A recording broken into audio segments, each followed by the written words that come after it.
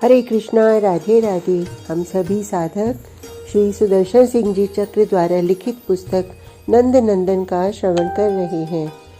आज का प्रसंग है भगवान शिव महारास।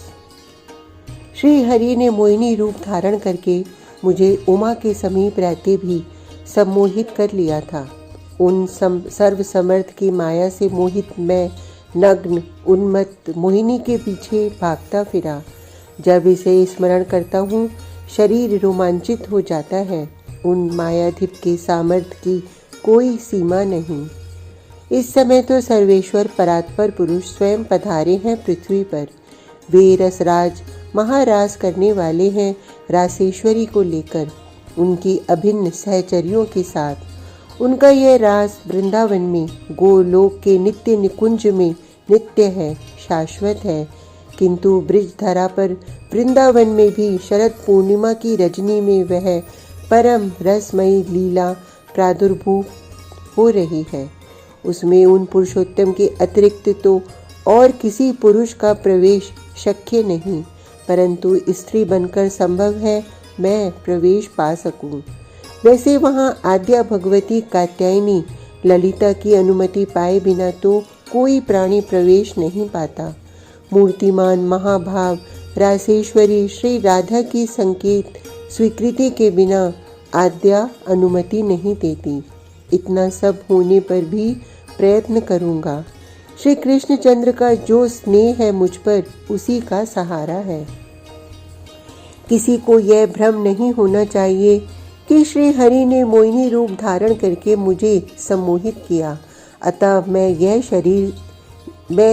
स्त्री शरीर स्वीकार करके रसराज को मोहित करने का मनोरथ करूँगा। वहाँ स्वयं रासेश्वरी है और उनका अनंत आकर्षण श्री कृष्णचंद्र को विमुग्ध बनाए रहता है। वे उन मयूर मुक्ति की स्वमोहिनी आह्लादनी पराशक्ति शिव उनकी सहचर्यों में सेविकाओं में भी स्त्री बनकर प्रवेश पा जाए तो परम सौभाग्य। पर्वताधिराज तनया को साथ लाने का प्रश्न ही नहीं था। उनके साथ स्त्री शरीर धारण में संकोच न भी करूं तो भी पहचान कर पकड़ लिए जाने का भय तो है ही। न गण न वृषभ, यह संग साथ संभव नहीं। अपने कर्पूर गौर रूप से स्त्री बन जाने का साहस भी नहीं कर सका। यह चंद्रोज्वल रूप रासेश्वरी की अनंत सौंदर्य राशि सखियों के सम्मुख अत्यंत उपेक्षणीय प्रतीत होता। मैंने अपने नील लोहित रूप का आश्रय लिया। श्री कृष्ण की सखियों में कुछ श्यामांगी भी तो हैं, मैं उनमें छिप सकता हूँ। क्या हुआ कि सबसे अधिक काली दिखूंगी। इसमें तो सेविका समझ लिए जाने की सुविधा है, और यदि ऐसा हो जाए सेवा का सौभाग्य मिल सकता है।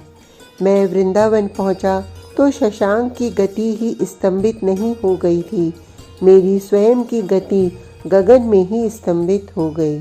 मैं वहीं से दर्शन करता रहा, बहुत देर तक आत्मविस्मृत बना रहा। कब तक कुछ पता नहीं, किंतु संभवतः संपूर्ण दिव्य रात्रि तक। मैं जब नीचे पहुंच सका तब तो रसराज की रास क्रीड़ा समाप्त ही होने वाली थी। प्रारंभ से दर्शन का अवसर प्राप्त हुआ था मुझे। वनमाली पुलिन पर से उठे और उन्होंने मुरली अधरों पर रख ली। रासेश्वरी को आदर पूर्वक वाम भाग में ले लिया। यह श्री राधा कृष्ण की परस्पर आलिंगित अपार छवि छटा। वाम भाग में झुकता लहराता मयूर मुकुट और नील पीत वसनों की सम्मिलित शोभा। दोनों के अंगों पर उनकी अंग कांति से बने हरिद्वर्ण वस्त्र, किंतु शाम का वस्त्र श्री राधा के अंगों पर पहुंचकर शतगुणित पीत हो उठता था, और रासेश्वरी के वस्त्र की नीलिमा की ज्योति रसराज के श्री अंग पर पहुंचकर परम कांति देती थी। कहना कठिन था कि दोनों में कौन गा रहा है कब, और कौन कब बंशी बजाने लगता था। दोनों के सटे मुख मुरली के समीप, सखियां चारों ओर घेर कर थिरकने लगी थीं। सब गा रही थी और नृत्य कर रही थी। अकल्पनीय सुषमामय लास्य नृत्य, इस सम्मोहन मधुर माधन की संभावना भी सृष्टि में नहीं। सुर विमानों पर बैठे सुरांगनाओं के साथ आ गए थे। उन्होंने सुमन वर्षा प्रारंभ कर दी। गंधर्व तथा किन्नरों ने वाद्य संभाले। अप्सराओं ने भी नृत्य के अनुकरण का प्रयत्न किया। कोई आशंका नहीं थी कि इनमें कोई मुझे स्त्री शरीर में पहचान लेगा। नृत्य में वेग आता गया। रसराज ने अनेक रूप धारण कर लिए। जितनी सखियां थीं उनके आधे रूप। दो गोपी के मध्य एक श्याम सुंदर, दोनों के कंधों पर उनकी भुजाएं और दोनों ओर से सखियों के स्वर्ण सुंदर बाहु उनके स्कंधों पर।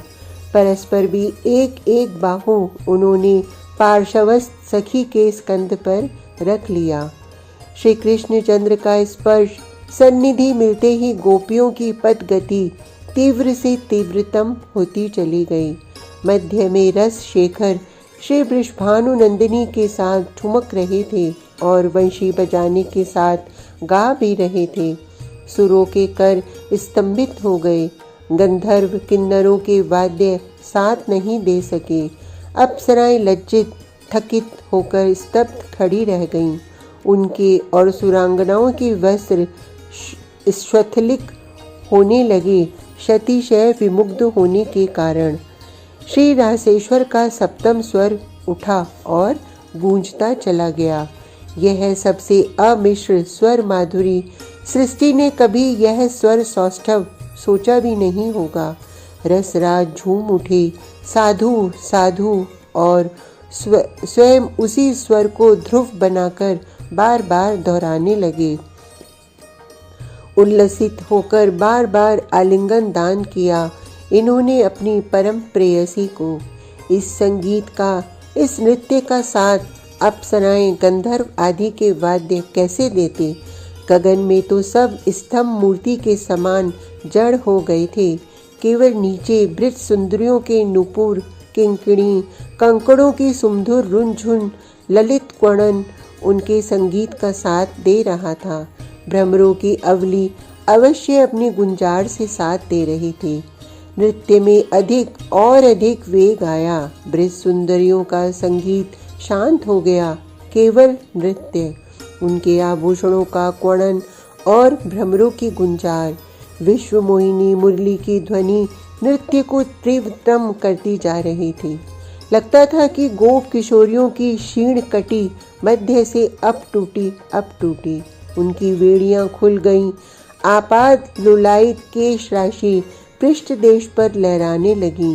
वेड़ियों में ग्रथित मल्लिका मालाएं सुमन कब के गिर चुके।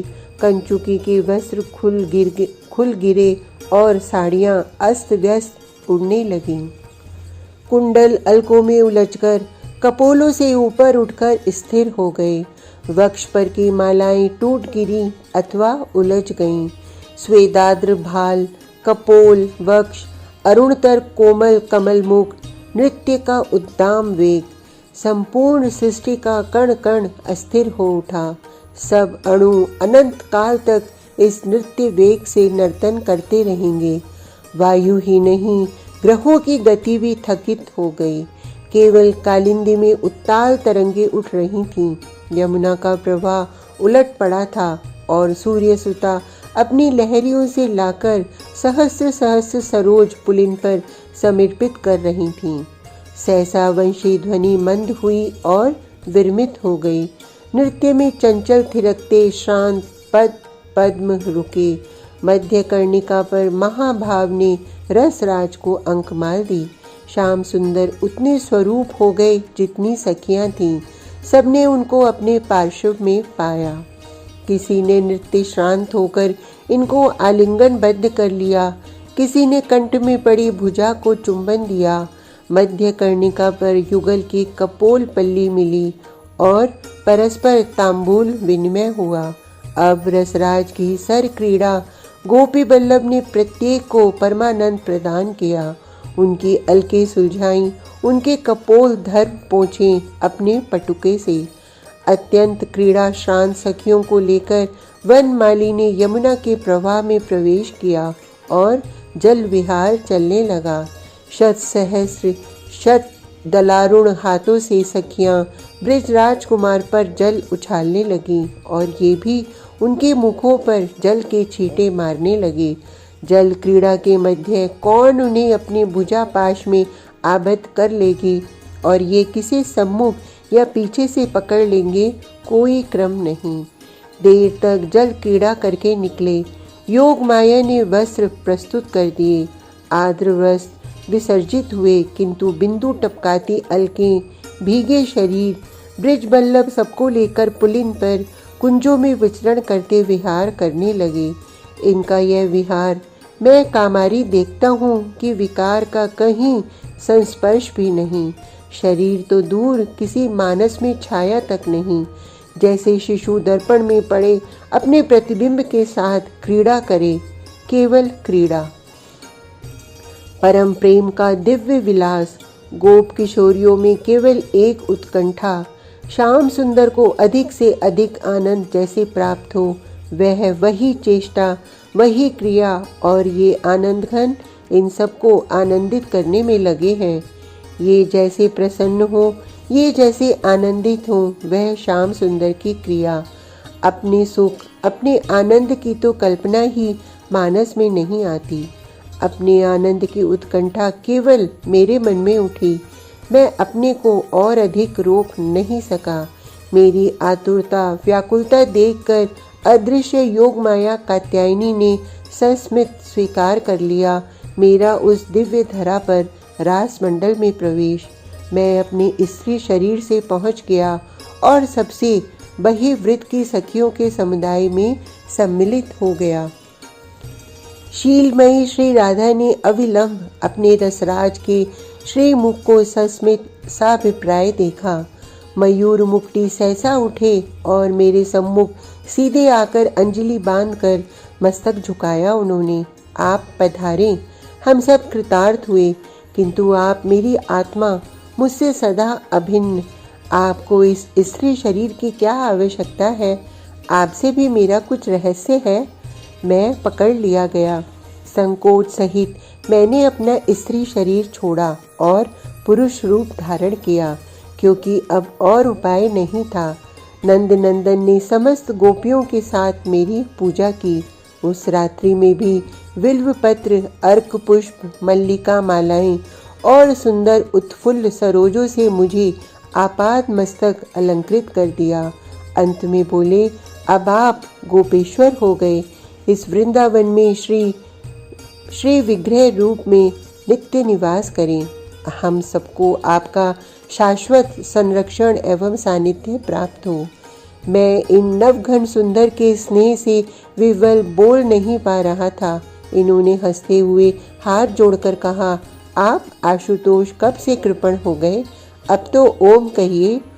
ओम एवमस्तु। ओम। मैं बोल उठा, देव, आपकी सन्निधि प्राप्त हो तो उसका परित्याग कर दूं। भूतनाथ होने पर भी इतना उन्मत्त तो नहीं हूँ।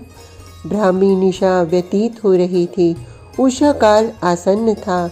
रसिक शेखर ने सखियों को यह निकुंज लीला समाप्त करके स्वगृह लौटने को कहा। कोई इनके श्री चरणों के समीप से जाना नहीं चाहती थी। बहुत ही विवशता पूर्वक सब लौटी।